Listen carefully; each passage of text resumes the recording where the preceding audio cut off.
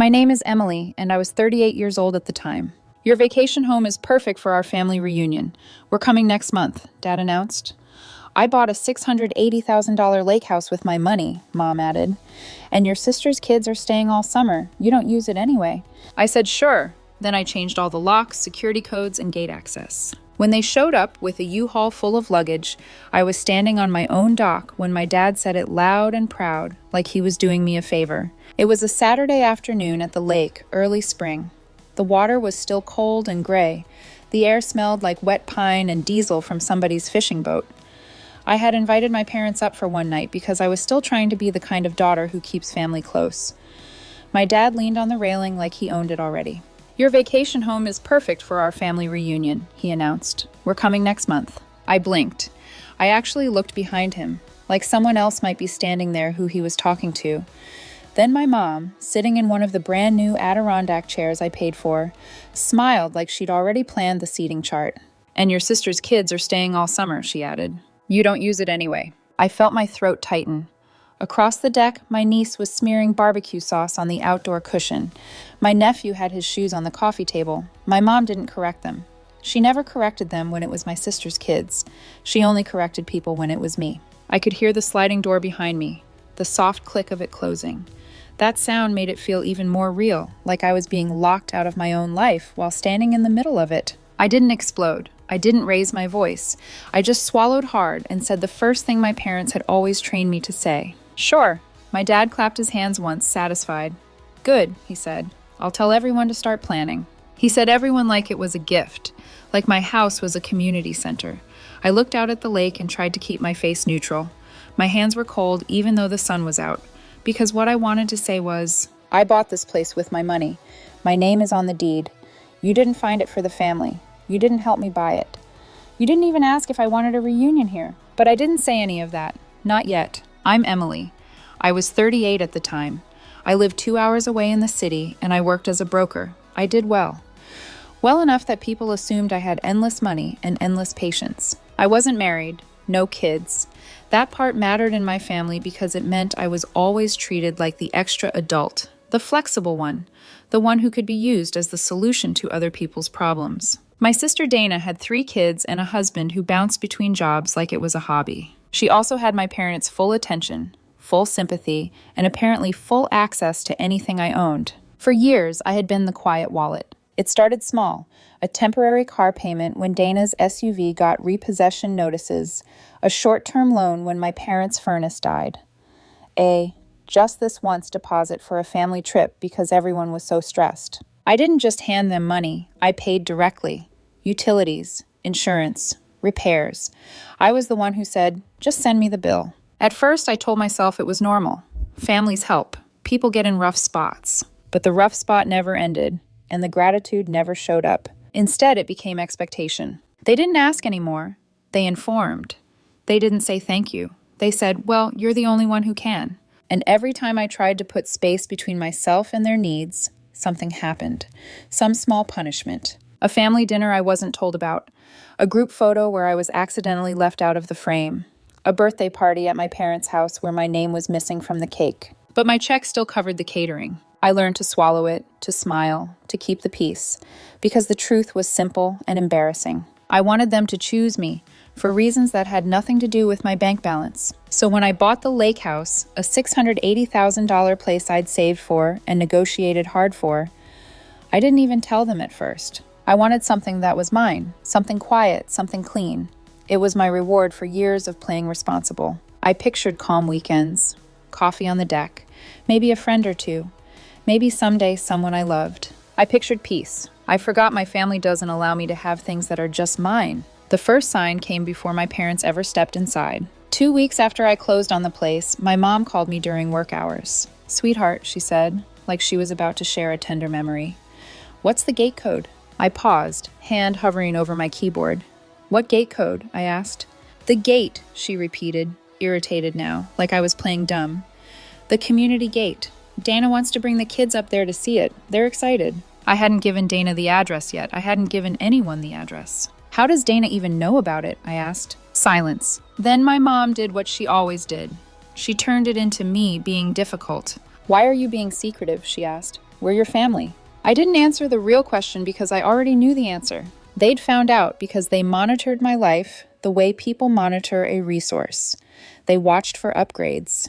They listened for new assets. They waited for something they could claim. I gave my mom a fake code, one number off. I told myself it was a harmless test. If they tried it without permission, I'd know. The next day, my neighbor at the lake texted me a photo from his porch. It was Dana's minivan parked crooked in my driveway. My sister's kids were running across my yard like it was a playground. Dana was holding a margarita cup she definitely hadn't brought from home. My neighbor's message was simple. Did you know you have company? My stomach dropped so hard I felt it in my chest. I called Dana immediately. She answered like she was doing me a favor. Oh, hi, she said. We're just checking it out. The kids love it. You're at my house, I said. She laughed. You weren't using it. I gripped my phone so tight my fingers went numb. How did you get in? I asked. Dana paused for a second, like she was deciding which lie would be easiest. Mom told me the code, she said. That was not permission, I said low. You can't just show up. Her tone sharpened. Relax. It's not like we're hurting anything. In the background, I heard a crashing sound and one of her kids yelling. I found a room with bunk beds, she shouted away from the phone. That wasn't a bunk bedroom, that was my office. Donna, I said, leave now. She exhaled like I was exhausting her. Fine. God, you don't have to be weird about it. Then she added, like a final punch, Dad said we're going to use it for the reunion anyway.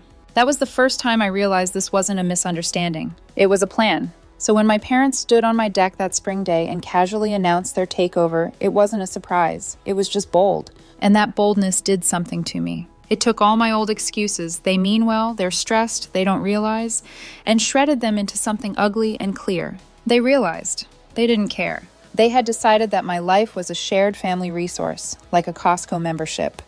And if I didn't fight, they would take everything quietly. So I smiled, nodded, and said, sure.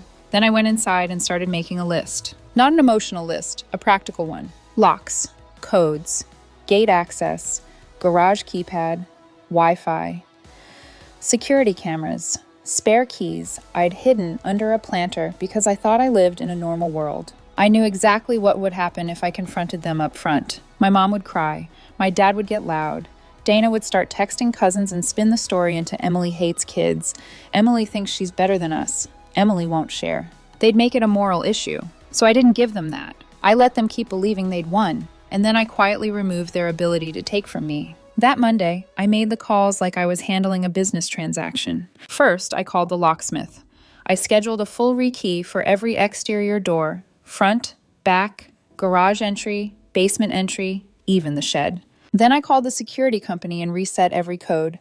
I changed the admin login. I removed any family member access that had been added during the initial setup because, yes, my mom had insisted she needed it in case of emergencies. I remembered the look on her face when she said that. Not concern, control. Next, I logged into the community portal and changed the gate access list. They had a section for recurring guests. I deleted everyone except myself. Then I created a new guest pass. Temporary, timed, and attached to my phone only. I turned off the old keypad code entirely. Finally, I drove up that weekend and did the physical sweep. I checked the hiding spots, under rocks, inside fake flower pots, behind the grill. And there it was. A spare key I didn't remember leaving, which meant someone else had. I held it in my palm for a long time, staring at it like it was a proof of something I didn't want to admit. My family had been treating my house like theirs since the minute they knew it existed. I dropped the key into the lake. It sank without drama. That felt fitting. Then I walked inside, sat at the kitchen island, opened my laptop, and pulled up the camera feeds.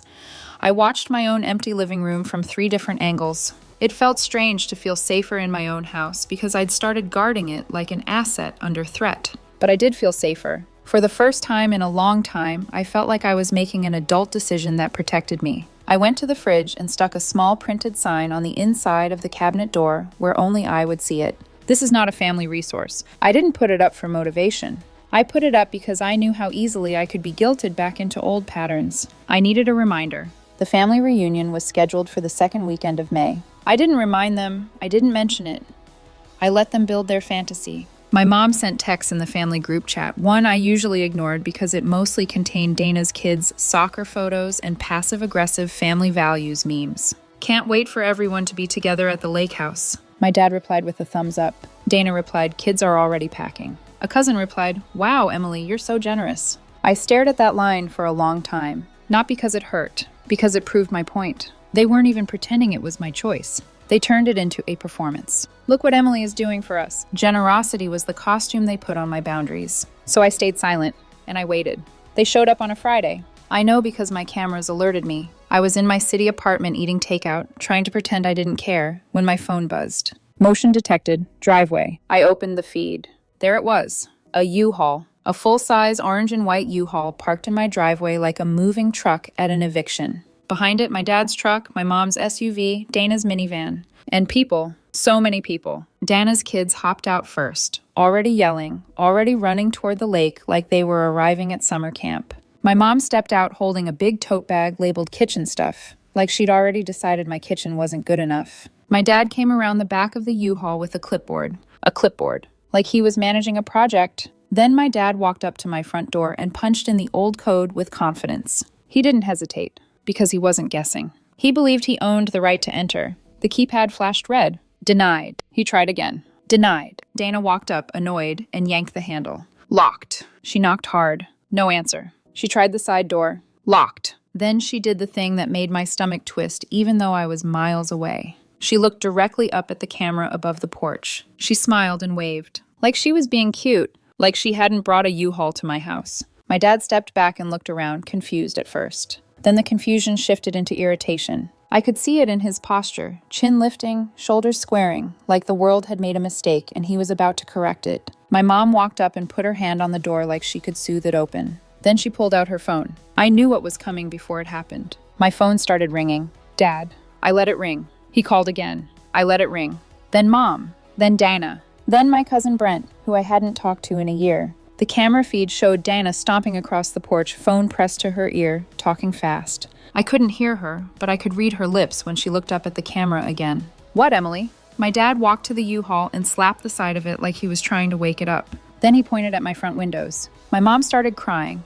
Big, dramatic wiping motions, like she was already preparing the story for the family group chat.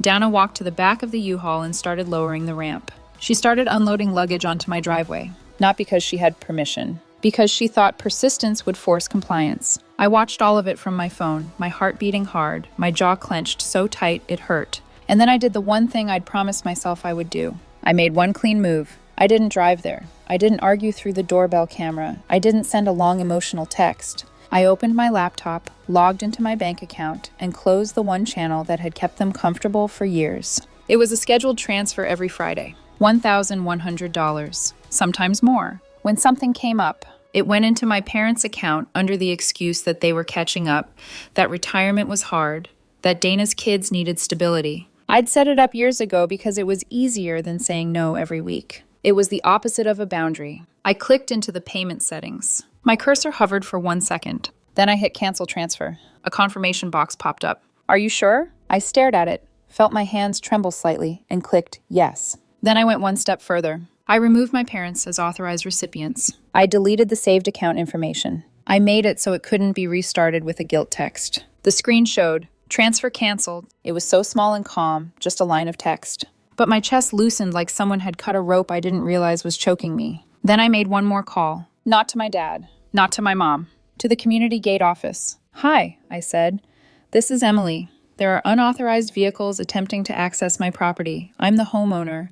I want security to be aware that no one has permission to enter unless I personally add them. The woman on the phone didn't ask for family details. She didn't ask for backstory. She just said, understood, we'll handle it. That's what boundaries sound like when they're respected. Then I opened my phone and sent one message to the family group chat. One sentence. No insults, no explanations. No one has permission to use my lake house. Please leave the property. I hit send. And then I turned my phone face down. I didn't watch the cameras for a minute. I just sat there in my apartment and listened to my own breathing, because for the first time, I wasn't negotiating my own life. I was simply enforcing it. The fallout hit fast. My dad left a voicemail that started calm and ended sharp. Emily, stop this. We're here. People traveled. You're embarrassing your mother. My mom texted, why are you doing this to us? Everyone is watching. Dana texted, my kids are crying. I hope you're proud of yourself. Then the cousins started. Not all of them. A few were confused, a few were angry. But one message came through that made me stop. It was from my aunt, my dad's sister, Aunt Melissa. She was the only adult in my family who ever talked to me like a person. Her Her message was simple. Did you tell them yes, or did they tell you? I stared at that question for a long time, because it nailed the truth so cleanly it hurt. They hadn't heard my yes. They'd assumed it. I replied, they told me. Aunt Melissa responded a minute later. Then let them learn. I didn't cry, but my eyes burned. I checked the cameras again. My parents were still on the porch, but now there was another vehicle in the driveway. Community security. 2 men in plain jackets, calm posture, professional distance. One of them spoke to my dad. My dad pointed at the house, arms wide, like he was presenting a case. My mom dabbed her face with a tissue. Dana stood by the U-Haul ramp with her arms crossed, mouth tight, furious that reality wasn't obeying her. Then something happened that made my stomach flip in a strange way. Security didn't argue. They didn't debate family politics. They simply gestured toward the vehicles, toward the road. Leave? My dad's shoulders slumped slightly, not in regret, in rage. The kind of rage a person feels when control slips and they realize no amount of volume will fix it. Dana grabbed a suitcase and slammed it back into the U-Haul. One of the kids started whining, and she snapped at them, pointing like it was their fault. My mom leaned toward my dad, speaking quickly, probably saying something like, just call her again, she'll cave. But I didn't. I didn't cave. I watched them load everything back up. I watched my dad pace once more like he wanted to put his fist through my door. I watched my mom glance at the camera and suddenly stop crying, like she remembered she was on display. I watched Dana kick the ramp up with her foot like she was ending a tantrum. Then the U-Haul pulled out slowly, like a retreat. They didn't wave goodbye. They didn't apologize. They left like I'd stolen something from them, which in their minds I had. I'd stolen access. And access had always been their favorite form of ownership. That night my phone didn't stop. Missed calls, texts, voicemails. My dad escalated to threats that were still dressed up as family concern. You don't want to do this. You're going to regret treating us like strangers. Dana tried guilt. You're ruining the kid's childhood. My mom tried the old classic. I didn't raise you to be selfish. I listened to them, not all at once, in small pieces. And something kept standing out. None of them said, we're sorry we assumed. None of them said, we should have asked. None of them said, we crossed a line. It was all about what I had taken from them, not what they had tried to take from me. So I sent one more message, not in the group chat, directly to my parents. I'm not your backup bank. I'm not funding a family that treats my life like it belongs to them. Please don't come to the lake house again. Then I blocked my dad for 48 hours. Not forever, just long enough to prove something to myself, that I could. The next week, my Aunt Melissa called me from her landline. She knew my parents were probably monitoring my cell number like hawks. They're telling everyone you had some kind of breakdown, she said. I laughed once, without humor. Of course they are. They also said you promised them the house, she added. I didn't hesitate. I said sure because I didn't want to fight on my deck. That's not the same thing. My aunt hummed. Good, she said. Don't explain more than that. People who believe them were always going to believe them. Then she said something that landed softly but stayed heavy. You know this isn't about the lake house, right? I know, I said. It's about them losing the ability to use you.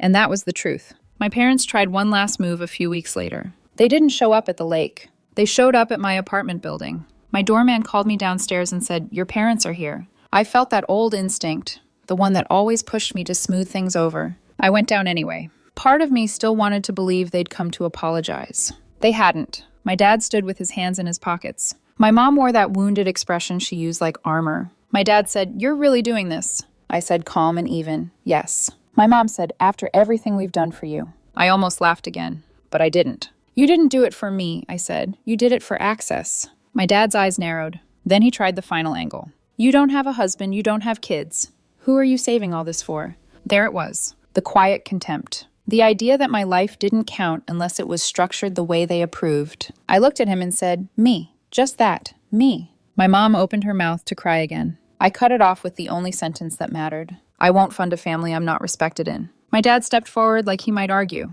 but the doorman was standing there. Polite, solid, and my dad hates being seen as the problem. So he did what he always did when he couldn't win. He turned it into a dramatic exit.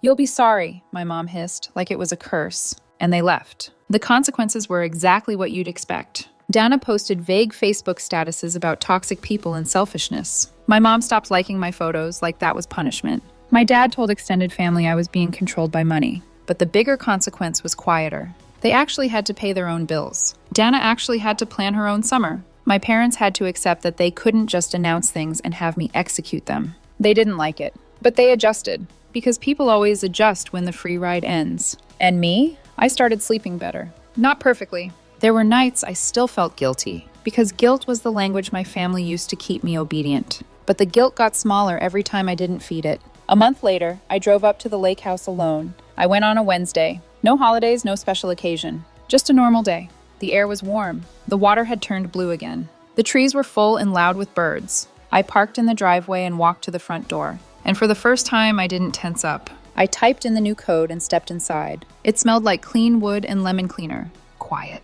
Mine. I made coffee, carried it out to the deck, and sat in the same chair my mom had sat in when she announced my sister's kids were staying all summer. I looked at the lake and let myself feel something I wasn't used to feeling. Relief. Not triumph. Not revenge. Just relief. Later, I went into my office and opened the drawer where I kept boring documents. Insurance papers, receipts, manuals. That little sign I'd taped inside the cabinet door was still there. This is not a family resource. I peeled it off, folded it once, and put it in the drawer. Not because I didn't need the reminder anymore. Because I'd built the reminder into the structure of my life. Locks, codes, boundaries, and the simplest truth I'd ever said out loud. Me.